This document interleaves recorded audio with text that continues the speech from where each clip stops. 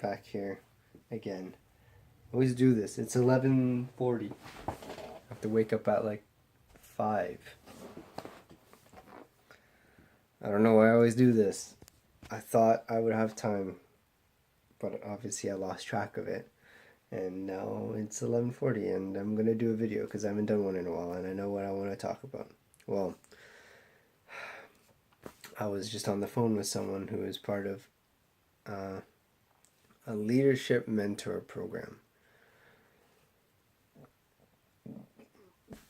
Basically, they developed a program that's side by side with Amway, right? So it's like a leadership mentor program where you follow the steps of your leader slash mentor, following their footsteps in building a business and using Amway to fail and fail and fail until you succeed. It's just so draining talking to them, especially like when they know that you aren't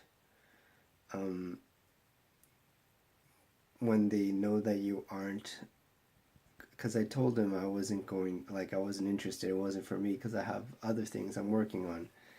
But it's so like what do you call it, derogatory, the way they talk to you, like the way, like subconsciously they it's just messed up. It's like he was telling me a story of he was saying, oh, it's unfortunate if you have your business and you're going through your own life and you have this and you just can't see this greater or you don't want to leave it for a greater opportunity. Well, no, it doesn't mean it's a greater opportunity. It's not a greater opportunity for some people. Some people it's worse. Some people it's not a good opportunity. And I think it was just frustrating because there were so many contradictions to the things he said, like how he doesn't want to make a transactional business. And I said, sure, let's not have a transactional business together. Let's let's have an actual relationship, one that isn't involved with Amway. And so, yeah, that was, my God. And they always seem so nice when you first talk to them.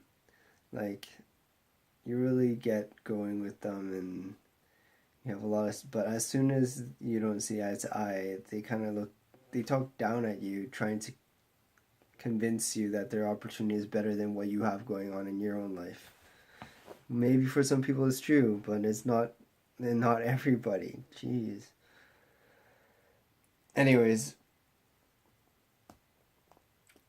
finally decided to put some more things up.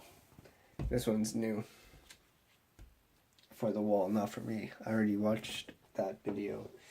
And it was Daniel Pink talking about drive and motivation and how some people have mixed, not mixed, some people have misconceptions, that's the right word, of motivation, where the more money incentive you give someone, the better they'll perform or produce. And that's not true if the task you're getting them to perform is complex or requires creativity. If it involves any sort of cognitive like thinking, then it actually lowers their performance and efficiency. So, and it's kind of backwards. And they give a whole bunch of examples. There's a lot of studies about that. But the more money you put up, the worse they do because they're thinking about the money, so they're trying to do it as fast as possible. And when you're kind of thinking like that, you lose creativity and cognitive thinking. You get tunnel vision, so you can't see all everywhere. And so there were 3 things that actually helped with human motivation, and the 3 things were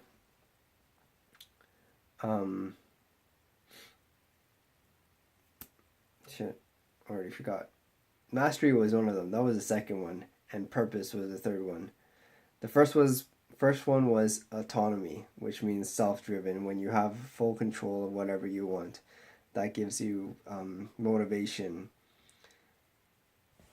So, yeah, autonomy is self-directed. Means usually if you're self-directed, you're more engaged and you have more freedom and more opportunity to exercise your creativity. Second one was mastery. A lot of people love mastering something. They love, like, a lot of people do have a side hobby where they get really good at a certain thing that they're practicing. And third is purpose. And that one's important because when money is prioritized over purpose, that's where you have huge problems. And so you want to look out for that. So that's what I've been learning tonight, as well as a few other things. But one other thing, I was watching a video about fierce conversations with Susan Scott. She listed out 10 points, but I didn't write all the points down, but I wrote down a few, the ones that stuck out to me.